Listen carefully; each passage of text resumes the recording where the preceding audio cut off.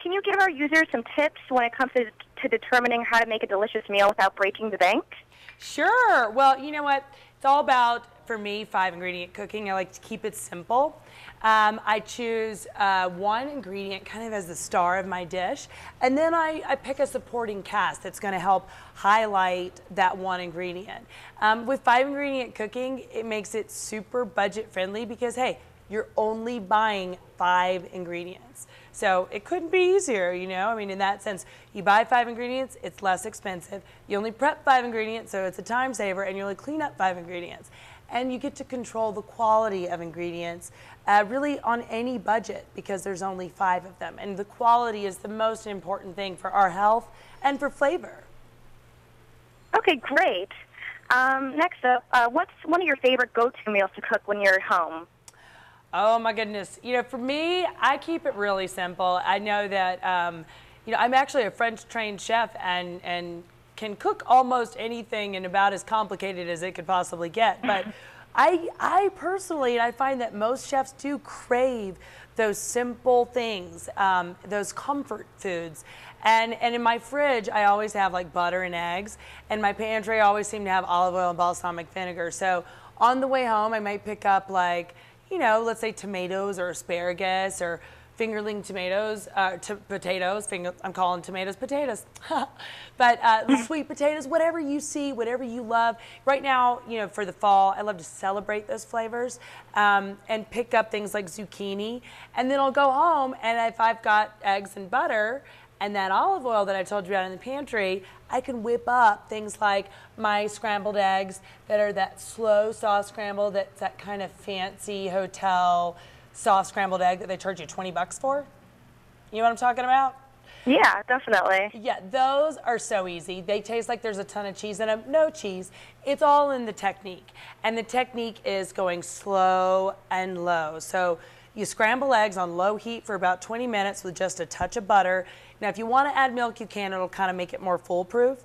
But some salt and pepper, boom. It is the most incredible egg. And these taste like there's cheese in there, and there is not.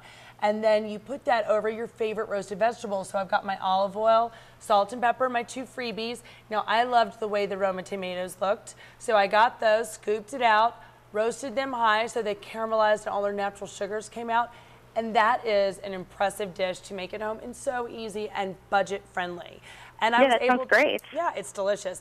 The nutrition in an egg will knock your socks off.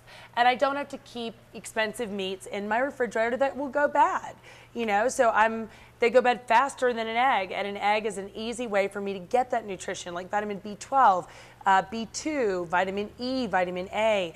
And I love Eggland's Best Eggs. I actually partnered with them and wrote these egg recipes because they partnered with Susan G. Komen for the Cure to raise awareness for Breast Cancer Month. And I think that that's really cool. Plus they have this pink stamp and a pink ribbon on their eggs this month, so it's really recognizable.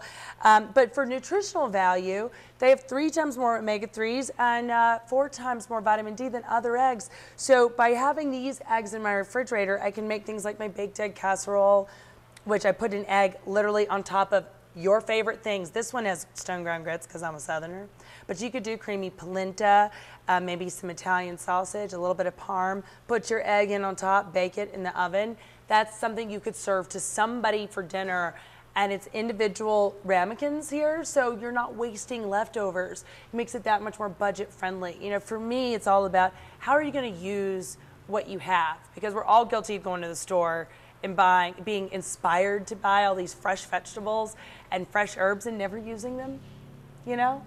Mm-hmm. Yeah, definitely. That sounds great, that recipe. It's so good. You're going to love it.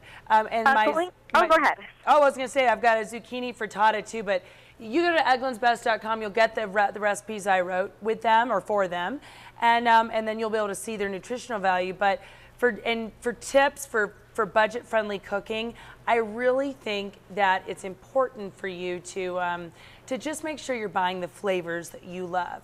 If you don't love tomatoes, swap out that ingredient. Don't, you know, I've had people tell me, I loved your scrambled eggs, but I didn't love the roasted tomatoes. Well, here's the thing.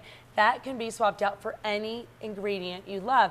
Try it with asparagus. Try it with those fingerling potatoes that I tried to call tomatoes earlier, or some sweet potatoes, and just make it, tailor it to your palate and your family and your friends. And then you get to be the executive chef of your own kitchen. Great idea. That's a great idea. I completely agree with you.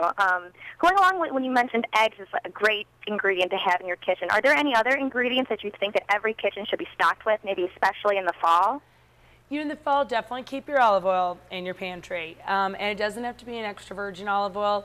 That olive oil is really going to help you roast vegetables. Fall is all about the roasting of these amazing root vegetables that are coming out, because root vegetables are packed with natural sugars, and you want to bring out those sugars by either caramelizing them in a pan like caramelized onions, or roasting them on high temps. I like to do 425. If you're a little leery of that, then you can go with 400 degrees. But olive oil, salt, pepper, and whatever that ingredient is, roasted is incredible. But the thing is, you want to make sure you're getting your protein in. So if you're roasting those vegetables, that's a great way to celebrate the season. But also make sure you get your protein in. So that's why I happen to always have eggs in my refrigerator, so I can guaranteed get that in my body. Okay, great. And then my last question is, the new season of 5-ingredient fix premiered a couple weeks ago. Can you give us a little taste of what's to come during the rest of the season? Oh my God! Well, it's season 5 of 5-ingredient fix, so I literally blew out the recipes and made some of my favorites. I have an entire show called Getting Eggy with It. Which, by the way, you'll be singing that for the rest of the day now, getting eggy with it. But it's, I really celebrated sometimes just one ingredient, and sometimes I celebrated like a trip that I took.